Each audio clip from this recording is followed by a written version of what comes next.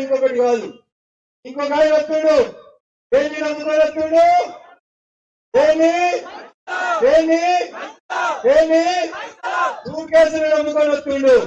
మెదక్ జిల్లాలో చంద్రశేఖరరావు పుట్టిన ఈ గడ్డ మీద టిఆర్ఎస్ పార్టీకి పోటీ చేసినందుకు దొరకలేదా అన్న? దొరకలేదా? అదొకటి చెప్తాను కదా, నేను ఇంత పొడుగున్నది. ఎంత పొడుగున్నాడు? తుపాకులు వెళ్తే ఎవడబడ్డాడు? దిక్కు దివాలు లేకుండా బోర్ల పడ్డాడు. గోడ తీయాలని అడుగుతున్నాడు. రఘునందన్ తుపాకులను వెళ్ళనే కదా మెదక్ లో పోటీ చేస్తామని అడుగుతున్నా. అడగాల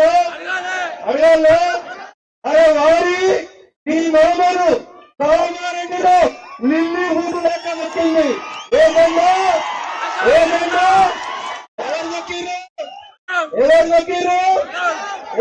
నొక్కింది?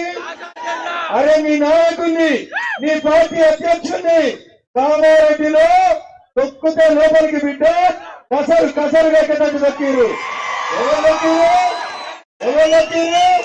కాషాయం జెండాలు నొక్కిరు, బీజేపీలు నొక్కిరు. వారి హరీష ఈ మరుదల్ని నిజామాబాద్ లో నొక్కితే ఆడదల్లి నీ చెల్లి శ్రీహార్ జైల్లో చేరింది. నీకు మరుదల్లి నేడికి పంపాలి హరీష్ ని. ఏడిపోతాడు. మెదక్ జనం ఆలోచించుకోవాలి. 10 ఏళ్ళు ఎంపీకున్న ప్రభాకర్ రెడ్డి ఏం చేసిండు మెదక్ అంటే?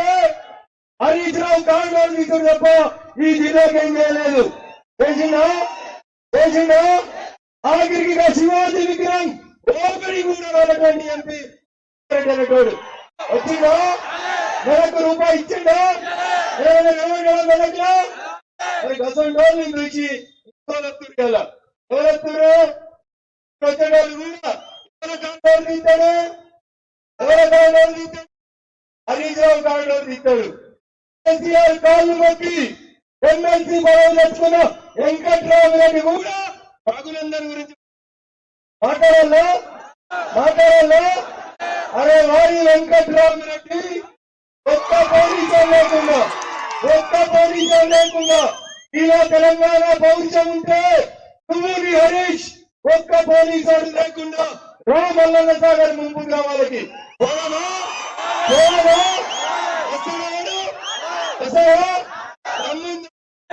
ప్రచార రథం పోతే చెప్పుల దండేసి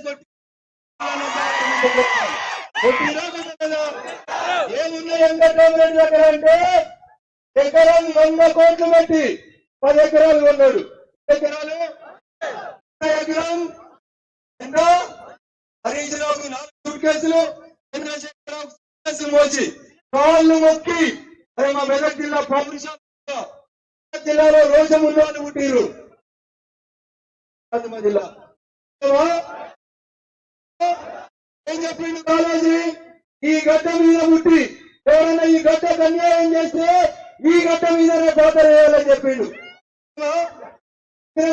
ఈ వీడియో మీకు నచ్చినట్టయితే లైక్ చేయండి, 10 మందికి షేర్ చేయండి. అలాగే కామెంట్ల రూపంలో మీ అభిప్రాయాలను మాతో పంచుకోండి. Nationalist hub group of channels ను సబ్స్క్రైబ్ చేసుకుని తెలుగునాట జాతీయవాద జర్నలిజాన్ని ప్రోత్సహించండి. ఈ వీడియో కింద ఉన్న బెల్ ఐకాన్ పై క్లిక్ చేయడం మర్చిపోవద్దు.